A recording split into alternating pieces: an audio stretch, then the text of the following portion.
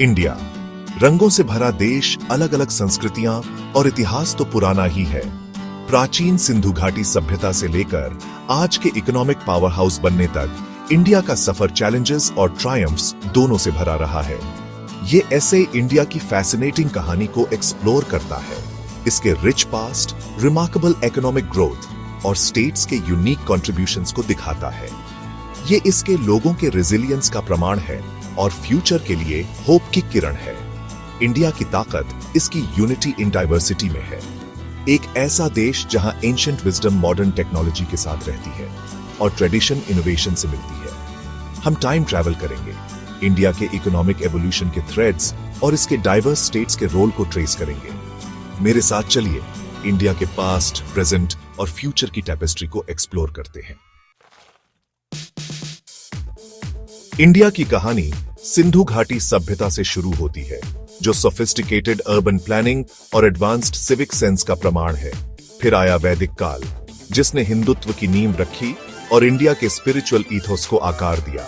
बड़े बड़े एम्पायर्स उठे और गिरे, आर्ट, आर्किटेक्चर और नॉलेज की लेगेसी छोड़ गए। अशोक महान के नेतृत्व में मौर्य साम्राज्य में बौद्ध धर्म का प्रसार हुआ और सोशल वेलफेयर पर जोर दिया गया।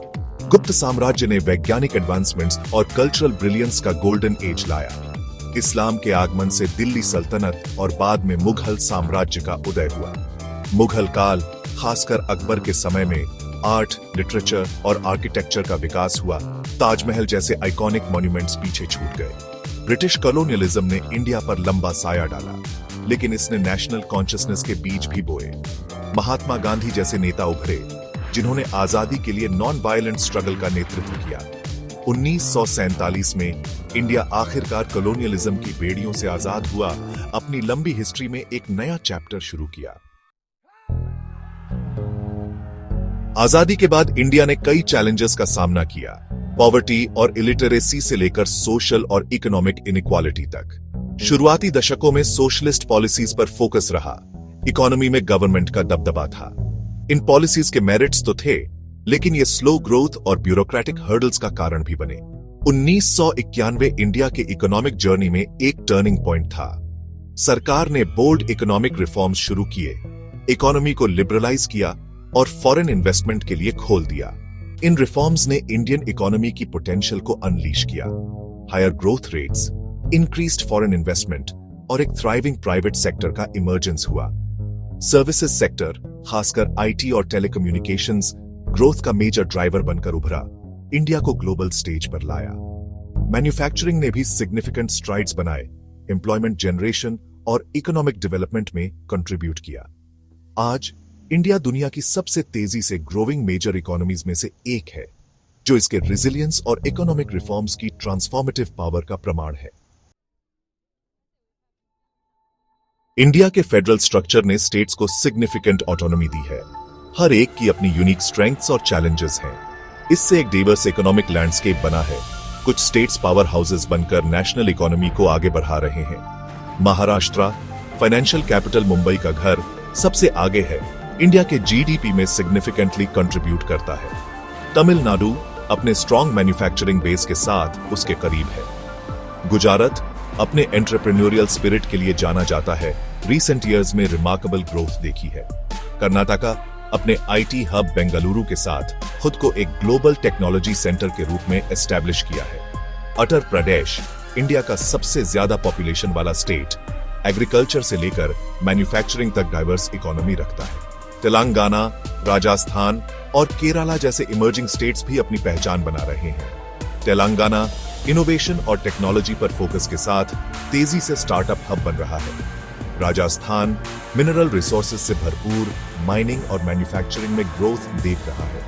केरला अपने हाई लिटरेसी रेट और ह्यूमन डेवलपमेंट इंडेक्स के लिए जाना जाता है। टूरिज्म और सर्विसेज में आगे है। महाराष्ट्र इंडिया का दूसरा सबसे ज्यादा पॉपुलेशन वाला स्टेट देश के वेस्टर्न कोस्ट पर है। इसकी राजधानी मुंबई एक बस्टलिंग मेट्रोपोलिस और ग्लोबल फाइनेंशियल हब है। महाराष्ट्र की इकोनॉमी इनक्रेडिबली डाइवर्स है, फाइनेंस, मैन्युफैक्चरिंग, एंटरटेनमेंट और टूरिज्म में स्ट्रेंथ्स के साथ। ये स्टेट एक मेजर मैन्युफैक्चरिंग हब है।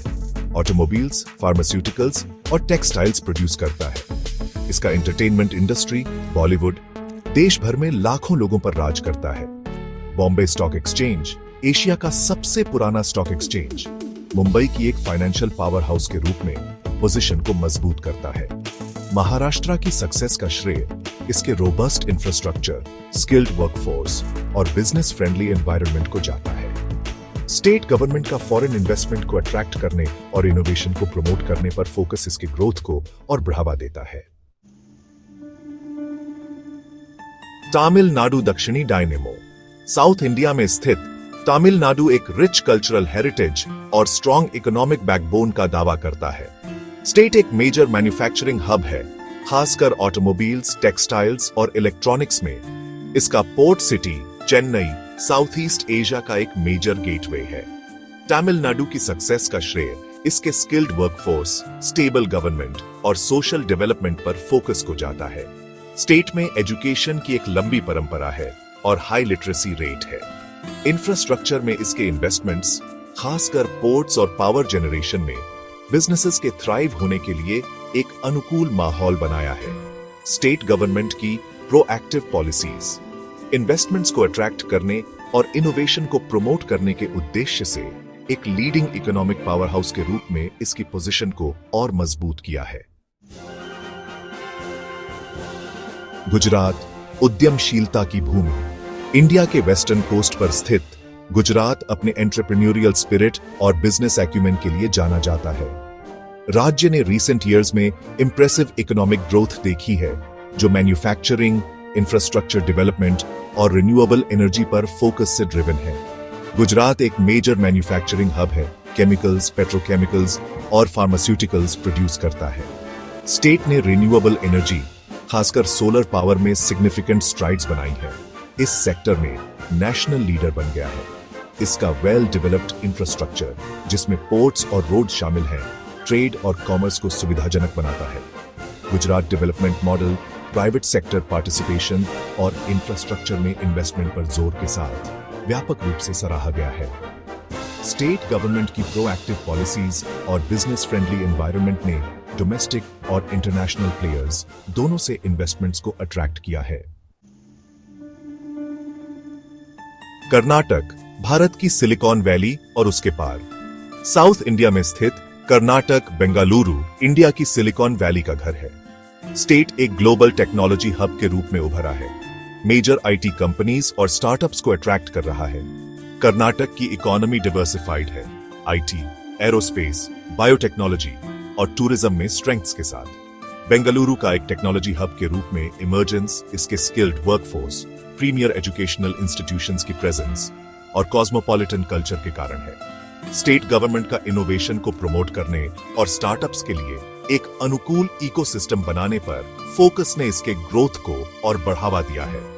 कर्नाटक एक मेजर टूरिस्ट डेस्टिनेशन भी है।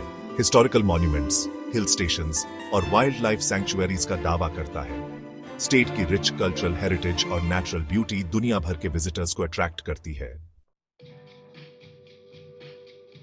निष्कर्ष, नियति के साथ भारत का मिलन, एक सामूहिक यात्रा। एक नए आजाद देश से ग्लोबल इकोनॉमिक पावर हाउस बनने तक का इंडिया का जर्नी इसके लोगों के अदम्य उत्साह का प्रमाण है। प्राचीन सभ्यताओं से लेकर आधुनिक महानगरों तक इंडिया की कहानी रेजिलियंस, इनोवेशन और ग्रोथ की है। जैसे जैसे हम फ्यूचर की ओर देखते हैं, यह स्पष्ट है कि इंडिया के स्टेट्स इसकी डेस्टिनी को शेप देने में एक पिवटल रोल निभाते रहेंगे। इसके बिजनेसेस, एंटरप्रेन्योर्स और सबसे जरूरी इसकी यंग पॉपुलेशन के कंट्रीब्यूशंस, इनोवेशन और इंक्लूसिव ग्रोथ को चलाने में क्रूशल होंगे। ये एक इन्विटेशन है, एक कॉल टू एक्शन है हर सिटीजन के लिए इंडिया की ग्रोथ स्टोरी में कंट्रीब्यूट करने के लिए। आइए हम मिलकर एक ऐसा देश बनाएं जो हमारे पूर्वजों के सपनों को पूरा करता हो और आने वाली पीढ़ियों के लिए एक ब्राइटर फ्यूचर सिक्योर करता हो। सफर जारी है और सबसे अच्छा अभी आना बाकी है।